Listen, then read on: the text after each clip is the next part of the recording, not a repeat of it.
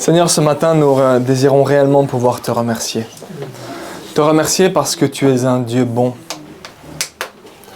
Tu es un Dieu d'amour et tu nous démontres cet amour. Et nous pouvons réellement dire, comme ça a été chanté tout à l'heure, que nous sommes confondus par ton amour. Cet amour, Seigneur, est tout à fait incompréhensible et il est pourtant vrai. Il est pourtant vrai parce que tu es celui qui a touché, tu es celui qui a libéré, tu es celui qui a sauvé, tu es celui qui t'est donné entièrement, intégralement. Alors sois remercié ce matin, Seigneur éternel. Nous désirons te louer et te remercier pour ce qui a été accompli, pour ce que tu as pu faire, mais te remercier pour qui tu es. Te glorifier parce que tu es en effet un Dieu d'amour et un Dieu bon. Sois glorifié ce matin, Seigneur éternel, au nom de Jésus. Amen. Amen. Alors ce que nous allons voir aujourd'hui, chacun des points qui sont dans la prédication ont déjà été cités aujourd'hui. Donc nous ne ferons qu'être témoins que ce que nous avons pu vivre, ce que nous avons pu chanter, ce que nous avons pu faire ce matin, c'est exactement ce que la parole de Dieu nous dit. Mais nous avons besoin d'intégrer en nous, je rejoins le terme de Mélissa, de prendre conscience de cette vérité. Parce que nous avons besoin de pouvoir dire « ta parole est la vérité ». Et ta parole est la vérité qui me transforme et ta vérité me rend libre. La vérité vous rendra libre, vous affranchira. C'est ce que notre Seigneur dit. Donc effectivement, c'est cette vérité qui va nous montrer droit devant nous à quel point. Et aujourd'hui, le Seigneur dit « tiens ma main et ne la lâche surtout pas, parce que moi je ne la lâche pas ». C'est l'aspect de « demeure en moi, demeure dans mon amour, reste attaché à moi, reste avec moi », dit le Seigneur, parce que moi, je suis avec toi. Amen. Amen. Nous avons lu la semaine passée et nous allons le relire ensemble rapidement, ce passage, qui va, et c'est pour ça que moi aussi je suis confondu par ce que le Seigneur fait, parce que le Seigneur confirme et montre, il révèle son amour. Il révèle son amour. Au travers de ces moments que nous pouvons vivre, mais au travers de ce que le Seigneur a pu dire, dans ce que nous avons pu lire la semaine passée et ce que nous allons lire maintenant, nous voyons ces derniers moments où Jésus va vivre au travers de ce dernier repas avec ses disciples. Et bien que nous avons pu le lire la semaine passée, nous avons insisté sur l'aspect de rester attaché à lui. L'aspect dans toute notre vie, de bien comprendre que le fait de rester attaché à lui, c'était vivre avec lui. Et tout ce que ça impliquait. Amen. Mais nous allons voir aujourd'hui, et c'est ce qui transpire au travers de ces Écritures. C'est ce qui, oui, transpire, c'est le bon mot, je sais que c'est bizarre, mais c'est ce qui se manifeste au travers de ces Écritures. C'est combien notre Seigneur, lui, désire être avec nous. À quel point, lui, il désire que nous soyons avec lui. Voilà ce qu'il dit. Il dit, la vraie vigne, c'est moi. Et mon Père est le vigneron. Il enlève toutes mes branches qui ne donnent pas de fruits et il taille toutes les branches qui donnent des fruits. Ainsi, elles en donneront encore. Les paroles que je vous ai dites vous ont déjà taillé. Restez attachés à moi, comme moi je reste attaché à vous. Une branche ne peut pas donner de fruits toute seule. Elle doit rester sur la vigne. De la même façon, vous ne pouvez pas donner de fruits si vous ne restez pas attachés à moi.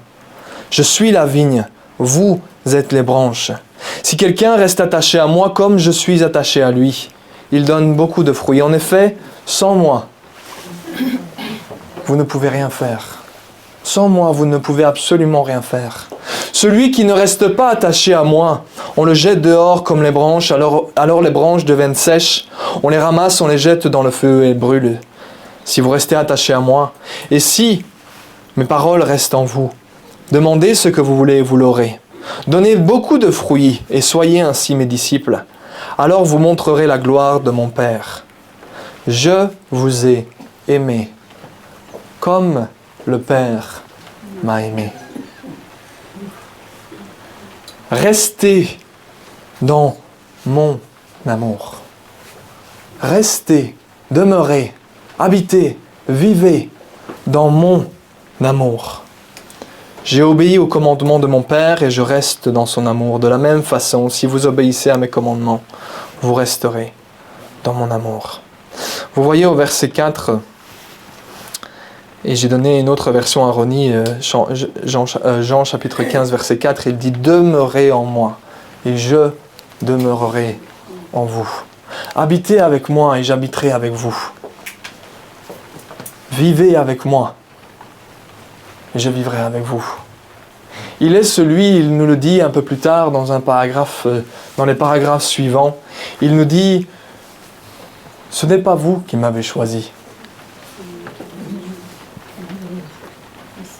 C'est moi qui vous ai choisi. » Qu'avons-nous chanté ? Je suis choisi. Je suis choisi. Affranchi. Je suis choisi. C'est Christ qui nous dit, ce n'est pas toi qui m'as choisi, c'est moi qui t'ai choisi. Ce n'est pas toi qui m'as aimé en premier, c'est moi qui t'ai aimé en premier. Alors reste dans cet amour, dira notre Seigneur. Reste dans cet amour. Et ce que nous voyons dans ces passages, dans ces versets, eh bien c'est le désir du Seigneur que nous soyons avec lui. La vigne a un désir que ses branches restent attachées. La vigne a un désir que ses branches restent avec lui et portent du fruit. Ce que Dieu veut, ce que notre Seigneur veut, c'est que nous soyons avec lui. Et c'est pour ça qu'il dit, restez avec moi, attachez-vous à moi, parce que c'est avec moi que vous serez heureux. C'est avec moi que vous allez réussir. C'est avec moi que vous allez prospérer. C'est avec moi que vous allez trouver un but dans votre vie. C'est avec moi que vous allez vraiment comprendre ce qu'est l'amour, quel est votre but sur terre et où vous allez passer l'éternité. C'est avec moi et avec moi seul. Restez dans mon amour, demeurez dans mon amour. Amen. C'est ce que nous ressentons dans tous ces chapitres qui passent. Jean chapitre 13, 14, 15, 16, 17. Nous ressentons l'amour de Christ qui désire que ses disciples restent avec lui. Et même plus que ça, Christ qui désire que ses disciples, que ses enfants restent avec lui, non pas juste sur cette, mais pour l'éternité. Vous savez, nous pouvons dire, oui Seigneur, je veux, tu es la majesté, c'est toi le roi, je veux vivre avec toi. Mais combien plus désire-t-il que nous soyons avec lui ? Amen. Vous voulez la preuve de cet amour ? Regardez à la croix. Il a tout donné par amour pour nous. Car le Père a tant aimé le monde qu'il a donné son Fils unique, ce qui avait le plus de valeur à ses yeux, afin que nous soyons sauvés. Ça veut dire quoi ? Afin que nous soyons avec lui, non plus séparés de lui. Mais il dit, soyez réconciliés avec Dieu. C'est son désir. La volonté de Dieu, c'est que tous les hommes soient sauvés. Ça veut dire quoi ? Mais qu'ils soient avec moi. Dieu veut que ses enfants soient avec lui. C'est de cet amour dont il parle. Et Dieu veut que tu sois avec lui. Amen. C'est de cet amour dont il est question. Son amour pour toi. J'ai été confondu par tant d'amour. On en parlait la semaine passée, je dis, le fait que le Dieu Tout-Puissant, le Dieu très haut, on l'a dit, c'est la majesté, la royauté. Tu es El Shaddai, le Dieu Tout-Puissant. Il n'y a personne qui peut t'égaler. Personne n'arrive à ta cheville et encore en dessous de son pied. Il est systématiquement au-dessus, plus puissant que tout le monde. Plus grand, plus saint, meilleur, plus bon, plus amour, plus que tout le monde. Et on dit, et lui, il est venu pour moi. Il est venu pour moi.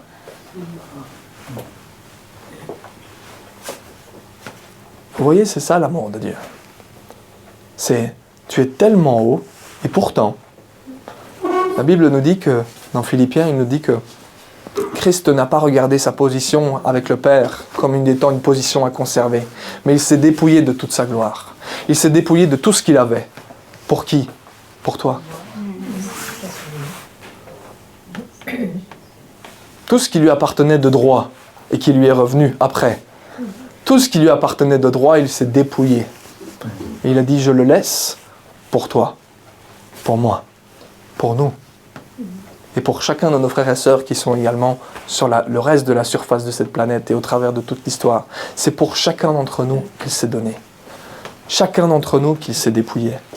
Et le Seigneur, c'est cela qu'il montre. À quel point, dans ses paroles, ce qu'il montre, c'est l'amour qu'il a, le désir qu'il a, que nous soyons à ses côtés. Que nous vivions avec lui. C'est pour ça qu'il dit, restez attachés à moi. Demeurez avec moi, vivez avec moi, parce que moi je suis avec vous. Demeurez et restez attachés à moi. Je désire que vous soyez avec moi, que vous preniez conscience de mon amour. Que vous preniez conscience que, au-delà de toute chose, c'est même de le dire. Je dis, que Dieu dise, que notre Seigneur dise, au-delà de tout ce qu'il y a dans l'univers, je suis venu donner ma vie pour toi. Rien n'était plus important que toi. La perle de grand prix, c'est de cela dont il parle. Vous comprenez? C'est ça, l'amour de notre Seigneur. Ce désir qu'il a que nous soyons sauvés, que nous soyons avec lui. Amen.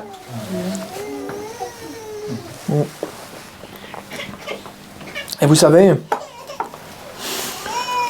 je dis dans tous ces chapitres que c'est ce que le Seigneur a dit et ce que le Seigneur a montré, c'est que réellement, il désirait que ses enfants soient avec lui.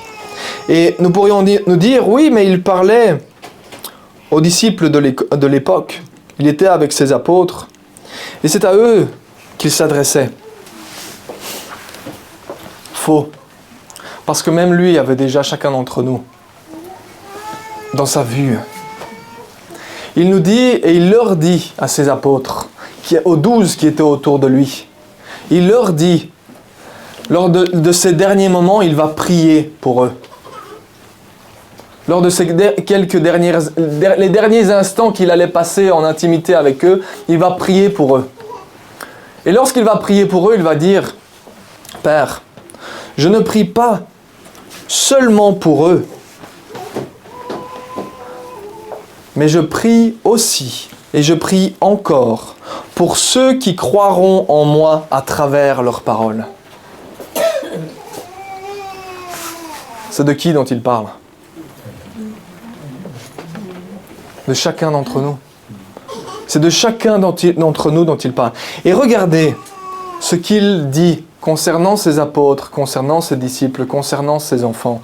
Voilà ce qu'il dit au Jean chapitre 17, verset 24. C'est là où nous voyons qu'il veut que nous soyons avec lui. Dans sa prière, il dit, « Je ne prie pas seulement pour ceux qui sont là, je prie pour tous ceux qui suivront. » Et il dit, « Père, je veux que là où je suis, ceux que tu m'as donnés soient aussi avec moi. » Vous voyez ça? Père, je veux que là où je suis, ceux que tu m'as donnés soient aussi avec moi, afin qu'ils contemplent ma gloire, qu'ils le voient, qu'ils voient cette gloire, la gloire que tu m'as donnée, parce que tu m'as aimé avant la création du monde. Il dit, je veux que ceux que tu m'as confiés, ceux que j'ai choisis, ceux que j'ai aimés, eh bien, qu'ils soient avec moi pour le reste de l'éternité et qu'ils contemplent ma gloire. Que là où je vais, eux, ils soient aussi. Vous voyez à quel point notre Seigneur désire, dans sa prière même auprès du Père, ce qu'il avait le désir, c'était « Père, qu'ils soient un avec moi comme moi je suis un avec toi. » C'est le désir de son cœur, le désir de notre Seigneur. Et c'est pour cela qu'il a été à la croix. Par amour pour toi. Par amour pour moi. Amen.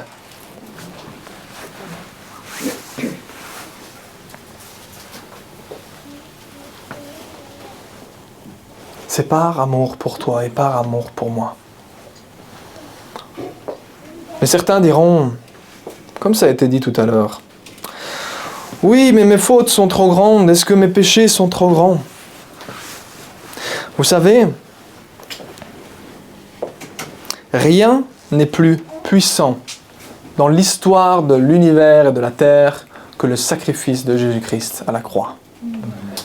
La Bible nous dit qu'il a mis toutes les dominations, toutes les puissances, toute autorité, il les a mis à ses pieds. Alléluia. Lorsqu'il parle de toute autorité, toute domination, toute puissance, il parle aussi de la puissance du péché. D'où est-ce que ton péché est plus grand que le sacrifice de Christ? Rien ne peut égaler cet amour qui a été manifesté. Y a-t-il quoi que ce soit qui peut arrêter Dieu? Absolument rien. Vous voyez, nous pourrions avoir ce genre de pensée et pourtant, il y a un exemple dans l'Ancien Testament qui nous montre ce principe-là, le principe du péché, où nous pourrions dire « Waouh, le péché a une grande importance, le péché a une grande valeur, le péché prend beaucoup de place. » Vous avez déjà vu l'histoire et lu l'histoire de David? Je vais attendre qu'elle passe parce que je vois que vous avez... Vous avez déjà lu l'histoire de David?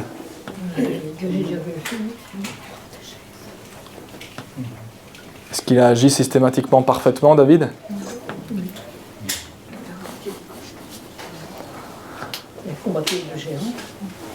Mais au-delà de ça, est-ce qu'il n'a jamais fait d'erreur, David?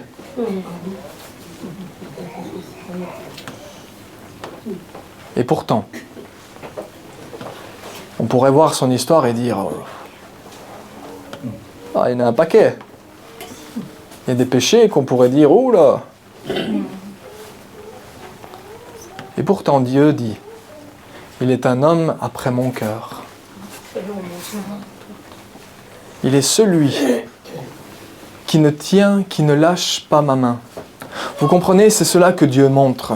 Ce que Dieu montre, c'est qu'il dit « Tiens à moi, accroche-toi à moi. Ne lâche pas ma main, parce que moi, si tu ne la lâches pas, jamais je ne lâcherai ta main. Peu importe ce qui peut se passer, jamais je ne lâcherai ta main si toi, tu ne la lâches pas de toi-même. » C'est ce que nous voyons. La différence entre David et Salomon, c'est que nous voyons que Salomon a dévié. Il a lâché la main au bout d'un moment. Mais David, malgré l'entièreté de toutes ses erreurs qu'on pourrait dire, wow, à aucun moment il n'a lâché la main.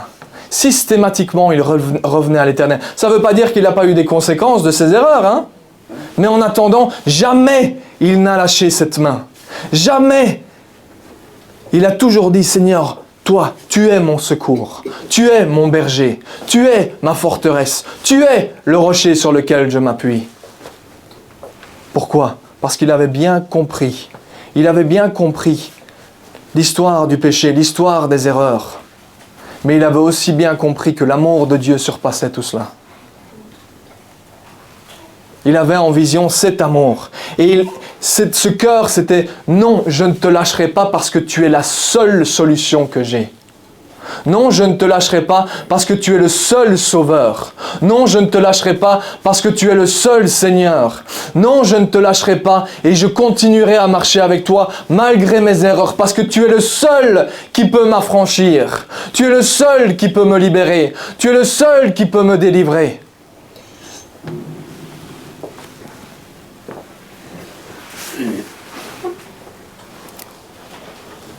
Jamais il n'a lâché cette main. Vous voyez, l'histoire, c'est de... Vous avez déjà vu un petit enfant qui marche et qui apprend à marcher? Que ce soit un garçon ou une fille, un petit enfant, un bébé qui apprend à marcher.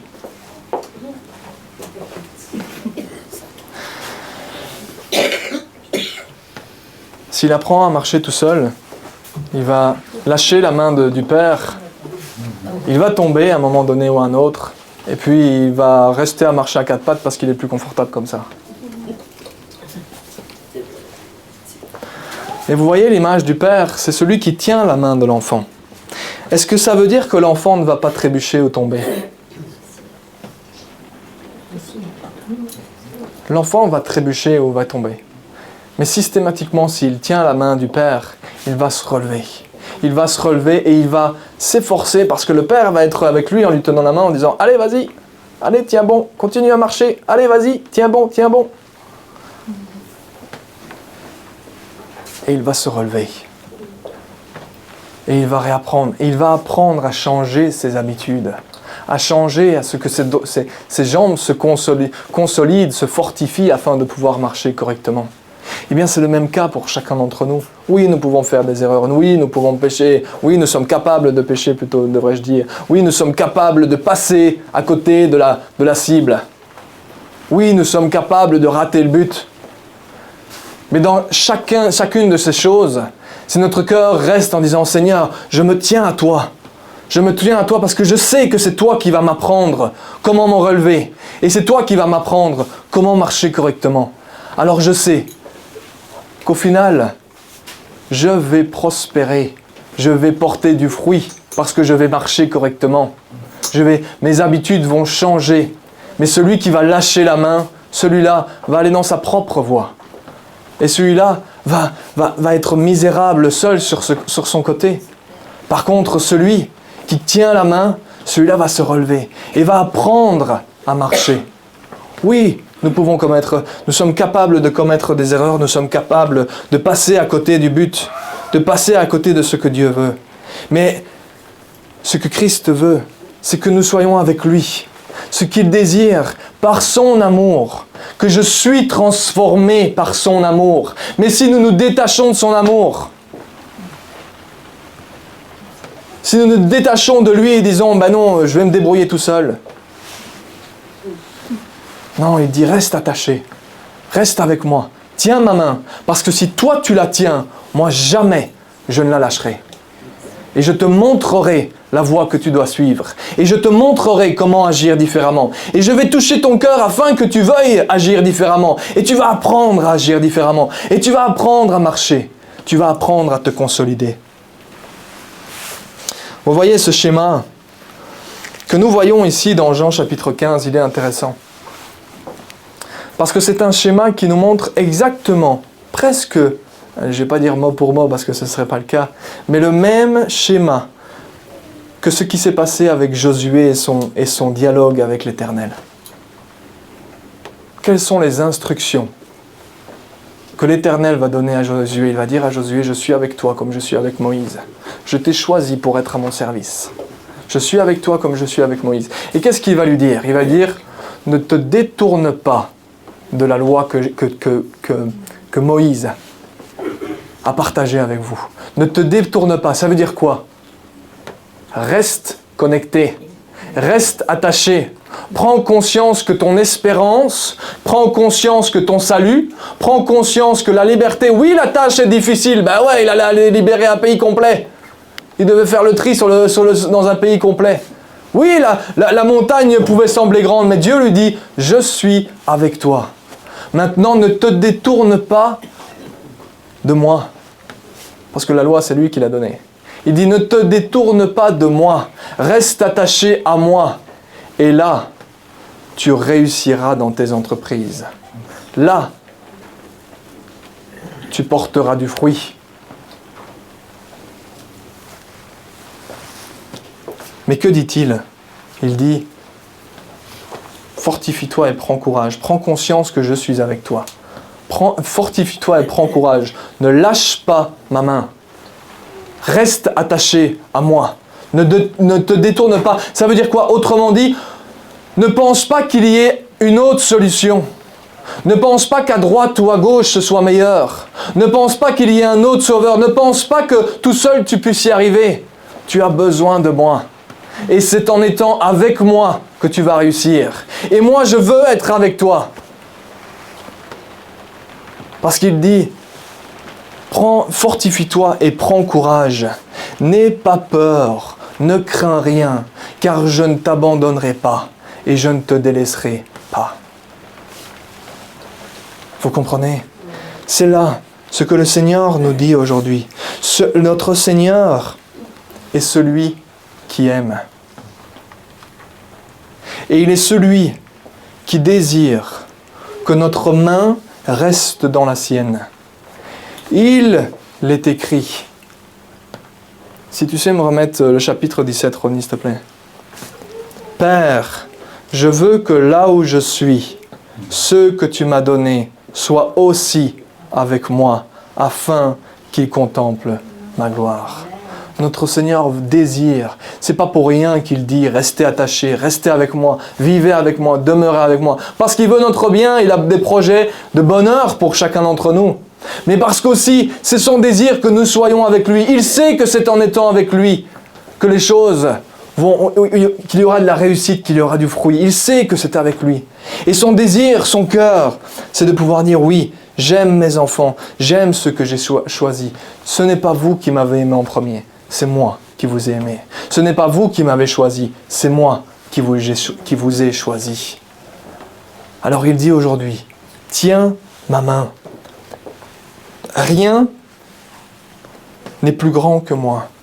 Rien ne peut se mettre face à moi. Garde ta main bien attachée à moi, comme nous avons pu en parler la semaine passée, de rester attaché. Garde ta main bien attachée parce que moi, je ne la lâcherai pas. Si tu souhaites te détourner, c'est ton choix. Mais si tu tiens ma main, moi, jamais, je ne la délaisserai. Jamais je ne t'abandonnerai. Parce que je suis fidèle et véritable. Amen. Le Seigneur nous dit, tiens ma main, moi, jamais, je ne lâcherai la tienne. Amen. Seigneur éternel, te remercier pour cette matinée. Te remercier pour ta parole, te remercier pour ta grâce, parce que tu es l'Éternel des armées. Et ce matin, Seigneur, nous désirons te remercier pour l'amour que tu nous montres, l'amour que tu manifestes, l'amour à cette croix, l'amour en donnant ton Fils, l'amour que tu as en ayant ce désir d'être avec nous. Sois glorifié ce matin, Seigneur éternel. Merci. Merci, parce qu'en effet, tu es le roi, tu es la majesté, tu es le Seigneur. Et ce matin, nous désirons te glorifier, parce qu'il n'y en a pas d'autre comme toi. Et toi qui es tellement grand, tu désires être avec nous. Tu désires que nous soyons avec toi. Alors merci pour cela, Seigneur éternel. Sois glorifié au nom précieux de Jésus-Christ. Amen. Par contre, je suis resté sur ma faim. Pourquoi je suis resté sur ma faim? Parce que pour demeurer attaché à Christ, il y a un combat que nous devons mener. Et je sais que vous êtes comme moi. Nous avons, comment est-ce que je peux qualifier ça? Par manque de réflexion, parce qu'on n'est pas assez vigilant, parce que c'est ce que Jésus nous dit, soyons vigilants. Alors la vigilance, c'est quoi? Vous êtes tous, nous sommes tous en Jésus-Christ. Nous vivons avec lui. Quand nous avons une pensée, elle va vers lui. On dit, Seigneur, tu es avec nous. Dans telle difficulté, quand nous sommes assez vigilants, nous disons, Seigneur, tu es là, on compte sur toi. Mais il y a des moments où il y a des pensées qui traversent notre esprit. Et je ne dirais pas que ce sont des pensées de doute, ce sont des pensées qui manquent de vigilance. Des pensées purement humaines. Des pensées telles que aujourd'hui j'en ai marre. Je peux en parler parce que ça fait 2 semaines que je dis ras-le-bol, Seigneur. Pourquoi je dis ras-le-bol? Parce que je suis dans l'incapacité de travailler pour le moment. Je ne peux pas le faire. Pourquoi je veux pas le faire? Je ne peux pas le faire parce que je me suis fait opérer des 2 yeux et ils m'ont mis des lentilles à la place du cristallin. Et ça m'énerve. Ça m'énerve parce que je ne vois pas bien, parce que je suis ébloui, parce que je ne peux pas me pencher en avant, parce que je ne peux pas faire d'efforts. Ça m'énerve. Et le fait que ça m'énerve m'empêche d'être vigilant parfois. Pas vous? Dites-moi non pour voir. Nous sommes tous pareils. On n'est pas différents. On a des attitudes, des réactions différentes parfois, mais au plus profond de nous-mêmes, les choses qui nous dérangent, on irait bien jusqu'au ciel et dire au Seigneur, pourquoi? Il n'y a pas de pourquoi. Il y a juste des circonstances qu'on doit traverser, et si on est assez intelligent, on va les traverser avec Dieu. Si on est assez vigilant, on va les traverser avec Dieu, avec lui, pas sans lui.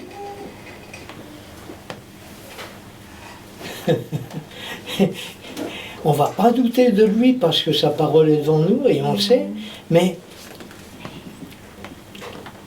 comment allons-nous traverser l'épreuve?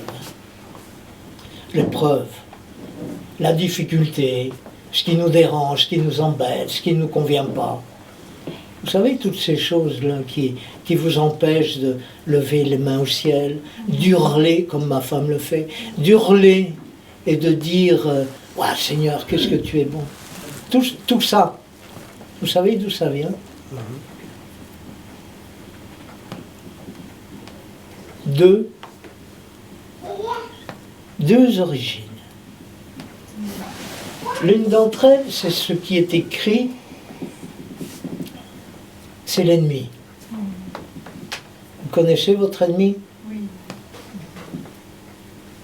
Oui ou non? Thomas, il ne vous fait pas parler, mais moi je vais vous faire intervenir. Est-ce que vous connaissez votre ennemi? Il s'appelle comment? Satan. Et le deuxième, est-ce que vous le connaissez? C'est qui? Moi. C'est moi. Quel est le plus grand? Qui est le plus grand? Satan ou moi? C'est moi. C'est pas Satan parce que lui il est vaincu. Alléluia.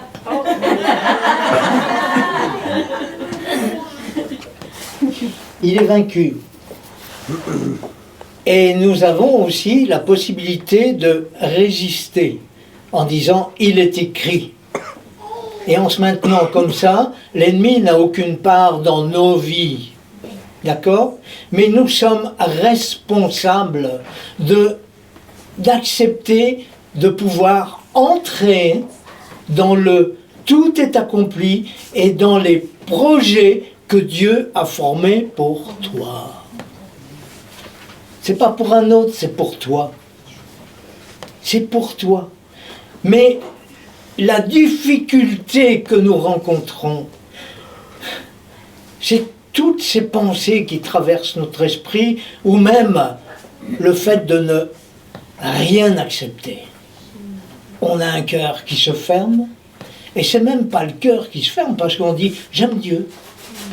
Oui, Dieu est bon, j'aime Dieu. Mais en même temps, il n'y a pas cette étincelle, vous savez. Vous savez de quoi je parle? La fameuse étincelle, là, qui fait qu'on devient des fous. Ce qui nous rend fous, là.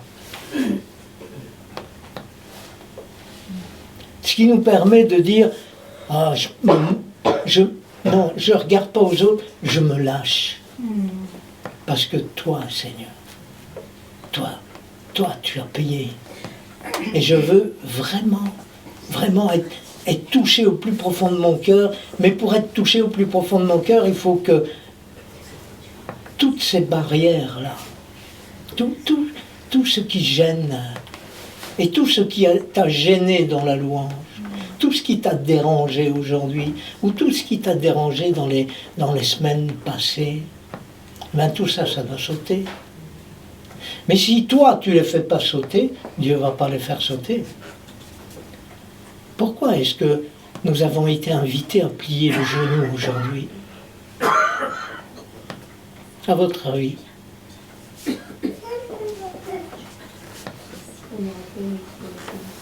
Quoi? Exactement. C'est juste joindre l'acte à la parole et dire tu es majesté. Et quand tu réfléchis à ce mot, tu prends juste le temps. C'est pas une exaltation. Il y en a qui entrent, ils sont comme ça. Ma femme est comme ça, elle rentre dedans et puis elle se moque du reste. Moi, je ne suis pas comme ça. Moi, je ne veux pas, m'entendez bien, je ne veux pas m'exalter. Parce que si je m'exalte, j'ai plus de contrôle.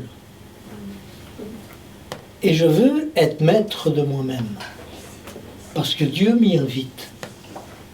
Ça ne veut pas dire que ceux qui s'exaltent ne sont pas maîtres d'eux-mêmes. Ils ont une personnalité différente. On est bien d'accord. Mais je veux pouvoir m'arrêter sur ce mot majesté. Et nous devrions pouvoir nous arrêter sur ce mot majesté. Ça veut dire quoi pour toi, majesté?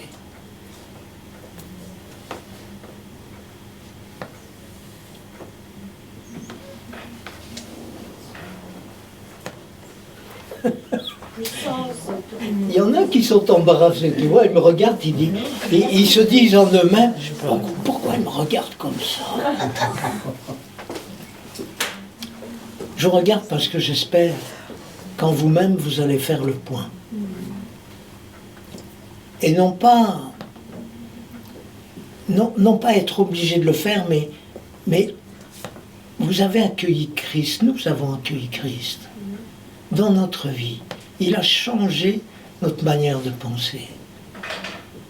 Et quand Thomas vous incite et vous dit la parole, et il vous enseigne la parole, il vous dit « Demeurez en moi », c'est ça, demeurer. C'est arrête-toi 5 secondes et dis-toi en vérité.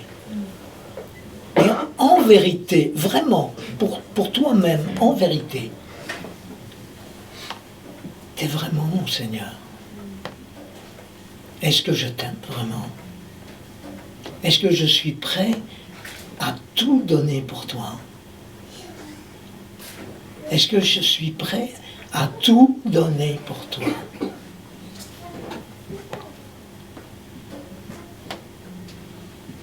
Est-ce que tu es prêt à donner ton confort? Bah oui, Seigneur, on va jeûner, on va donner son confort. Oui, mais je ne te parle pas de ça.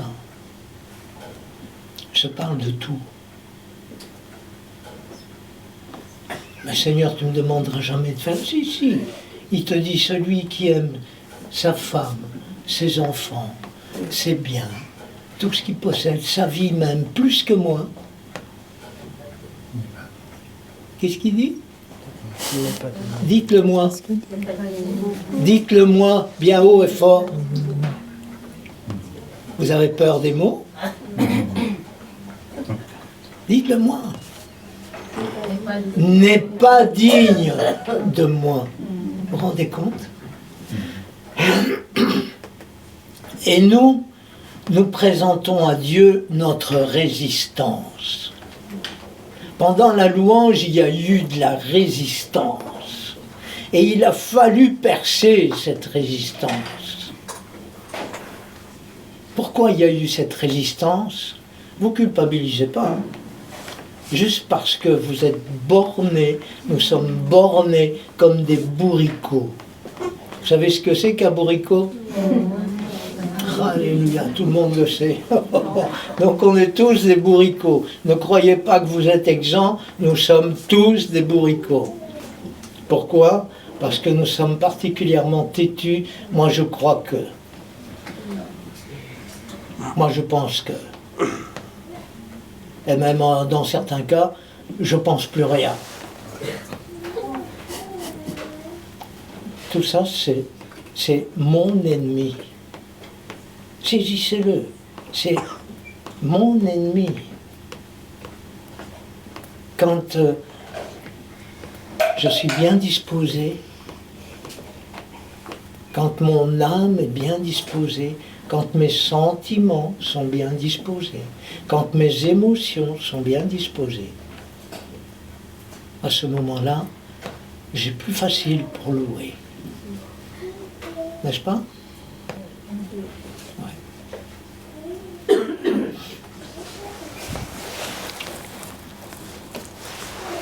Qui est dans cette situation?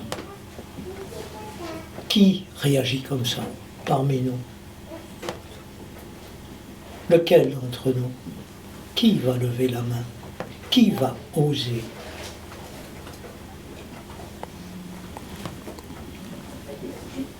Je te félicite. On est tous comme ça.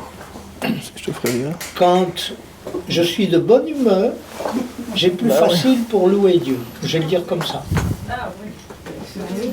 Quand je suis de bonne humeur, c'est plus facile pour moi de louer Dieu. Pas toi? Si, j'ai fait ça. Regardez comme on est des bourricots. Levez les mains. Levez-les. Voilà, on y est. Ben oui, vous savez, c'est ça l'ennemi. Merci, tu peux la baisser. Vous avez découvert l'ennemi, c'est ça. C'est ça l'ennemi. Demeurez en moi, c'est... Pourquoi il dit demeurez en moi? Parce que si nous demeurons en lui, eh bien, à ce moment-là, les choses sont plus simples. Elles sont plus faciles. On sait les aborder d'une manière totalement différente. On va entrer dans la joie d'une manière différente. Ce sera paisible. Vous comprenez? C'est des moments riches où on est en communion avec le Seigneur, où on est disposé. Eh bien, quand on n'est pas disposé, c'est ça l'ennemi. C'est celui-là. Et qui fait ça? C'est moi. C'est mon état d'âme. Donc, dans le fait de demeurer en Christ, nous devons aussi être pratiques et oser dire, je ne vais pas me laisser faire. J'ai pas envie de te louer, Seigneur. Oser au moins avoir le courage, mais oui, le courage devant Dieu d'être vérité. Seigneur, aujourd'hui, j'ai pas envie de te louer. J'ai pas envie de sauter de joie, j'ai pas envie d'hurler, j'ai pas envie de chanter tes louanges, j'ai pas envie de prier, j'ai pas envie de lire la parole. Seigneur, c'est comme ça aujourd'hui. Si tu continues dans ce sens-là, tu vas te dessécher. Ça c'est clair. Et Dieu veut pas, hein? Dieu veut pas que tu te dessèches. Par contre, si à un moment donné tu as un sursaut, que tu réagis, eh bien c'est là que tu as gagné. Parce que Dieu, il a toujours les mains tendues vers toi. C'est ça, il tend toujours les mains vers nous, tout le temps. Que nous soyons contents, pas contents, fâchés, qu'on soit dans la peine ou dans la joie. Il a tout le temps. Il est dit qu'en lui, il n'y a pas l'ombre d'une variation. Il ne varie pas, il est constant. Nous, on est fluctuant, d'accord? Un jour, tout va bien, on est béni, et le lendemain, on se met à pleurer, il n'y a plus rien qui va. Pourquoi? Ben parce qu'on n'a pas compris ou qu'on n'a pas eu ce qu'on a voulu. On est comme ça, on est fluctuant. Et on doit apprendre à être comme notre Seigneur, c'est-à-dire que ça aille bien, que ça aille mal, Seigneur, je suis semblable avec toi. Je reconnais que j'ai pas envie de te louer, mais je vais te louer quand même. Il est écrit dans un psaume, et vous irez voir, vous chercherez après la référence, parce que je suis pas costaud dans les références. Je retiens facilement la parole de Dieu, mais pas les références. J'ai eu tort au début de ne pas les retenir. Par contre, il est écrit, mon âme, pourquoi? Rosina, dis-le-moi. Pourquoi gémis-tu, mon âme? Mon âme, pourquoi gémis-tu au-dedans de moi? Pourquoi tu es en train de gémir? Je le louerai encore. C'est ça la clé. Demeurer en lui, mais bien sûr, on a envie de demeurer dans son amour. Mais il y a des choses qui fluctuent dans nos vies qui font que on n'y est pas. On est d'accord? Vous vous reconnaissez là? Oui ou non? Oui. Pierre, oui ou non? Oui. Jamais. Moi jamais qui me dit, mon mec. Bien sûr qu'on se reconnaît. Laura, tu te reconnais? Oui. Ah ouais. Mais oui, évidemment, on est comme ça. Mais on peut changer. dans ce sens que je veux demeurer en toi. Oui ou non? Mais oui. Pourquoi? On le sait que Dieu est amour. On le sait qu'il nous aime. On le sait, même si parfois on néglige. On le sait. On sait ces choses. Mais on a besoin de mener un combat, et un combat sur nous-mêmes. Je le louerai encore. Pourquoi tu gémis? Pourquoi? Et quand tu dis ça, rien que ces mots-là, allez, imagine, tu es dans les difficultés. D'accord? Tu y es? Tu y es dans, ça va? Tu as visionné les difficultés? Tu vois plus ou moins? Tu n'es pas dans la perfection, tu es dans les difficultés. Quelle va être ta réaction? Oh Seigneur, au secours! Bon, comme il ne répond pas, parce que quand tu cries comme ça, il ne te répond pas. C'est normal, tu es tellement centré sur toi-même et sur les difficultés que même si Dieu parlait, tu ne l'entendrais pas. Donc tu cries au secours. Et puis comme tu n'entends rien du tout, il y a l'ennemi qui vient te dire, t'es sûr qu'il t'aime? Parce que s'il ne te répond pas, c'est pas parce qu'il ne t'aime pas. Tu vas savoir. Alors, tu te convaincs, tu dis non, la croix est là, c'est le témoignage de son amour pour moi. Je ne comprends pas pourquoi j'ai tant de problèmes, mais je sais qu'il m'aime. Bon, ok, là l'ennemi vient de perdre un terrain, et puis il vient te susurrer une pensée, et il te dit, oui mais toi t'es pas digne de lui, t'as péché aujourd'hui. C'est pour ça que tu n'entends pas sa voix. Et c'est pour ça que ça ne va pas. N'est-ce pas? Eh ouais. C'est encore un mensonge. Parce que son amour, il y a quelqu'un qui l'a dit en priant, il a dit, ton amour est inconditionnel. Il n'y a pas de condition dans son amour. Donc c'est pas ça. Donc tu te souviens que son amour est inconditionnel. Et tu dis, ça ne change rien, ça ne va toujours pas. Seigneur, au secours. Seigneur, au secours.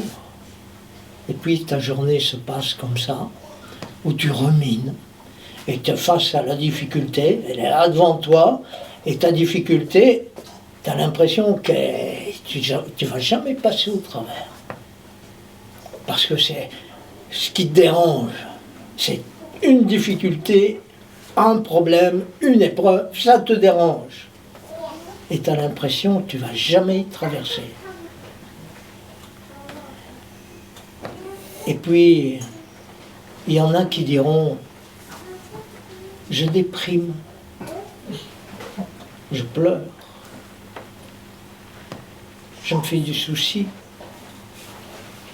j'ai beaucoup de problèmes. Si tu vas sur ce chemin, il faudra que le pasteur Thomas te récupère.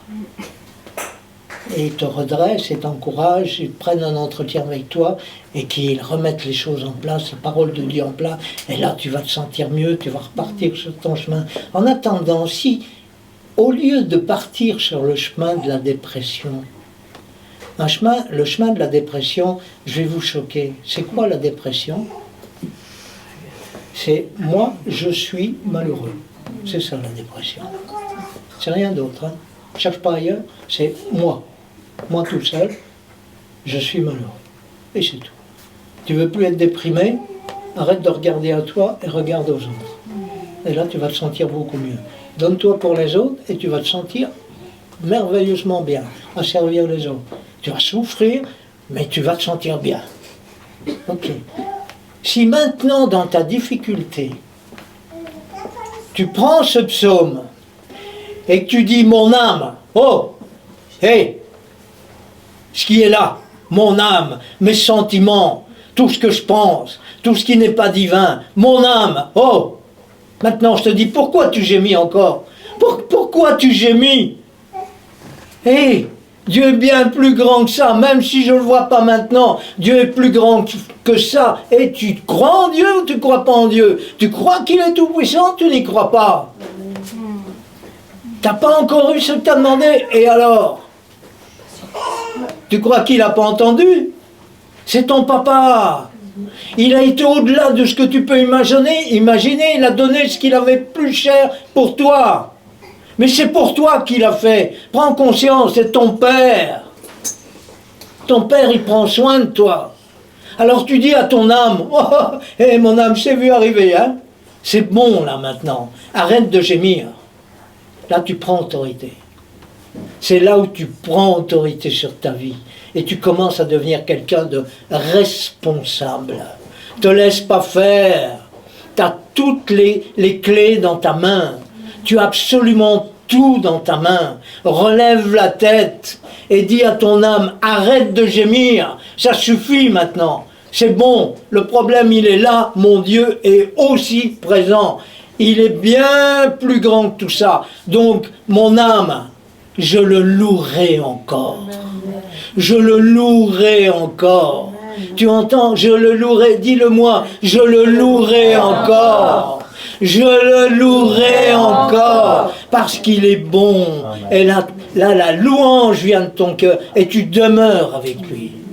Là, tu demeures avec lui. Parce que la louange est tellement forte au-dedans de toi. L'Esprit Saint qui est en toi est tellement fort. Et il vient te renforcer. Et il vient te dire, loue-le, adore-le, aime-le, demeure en lui. Ne te laisse pas atteindre. Ne te laisse pas atteindre.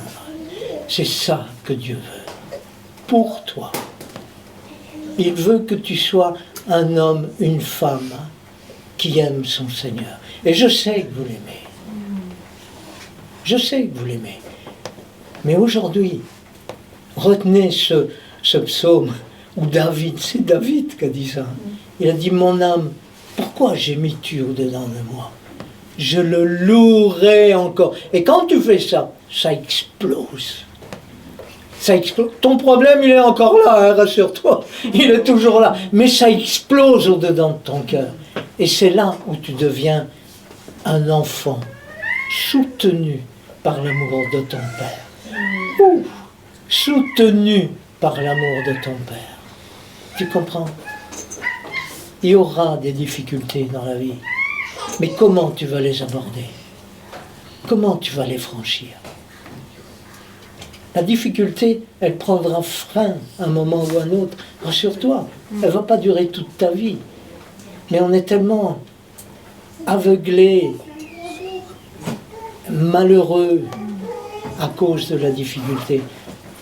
Et on a besoin de réagir. Vous comprenez? Voilà ce que je souhaitais partager avec vous aujourd'hui.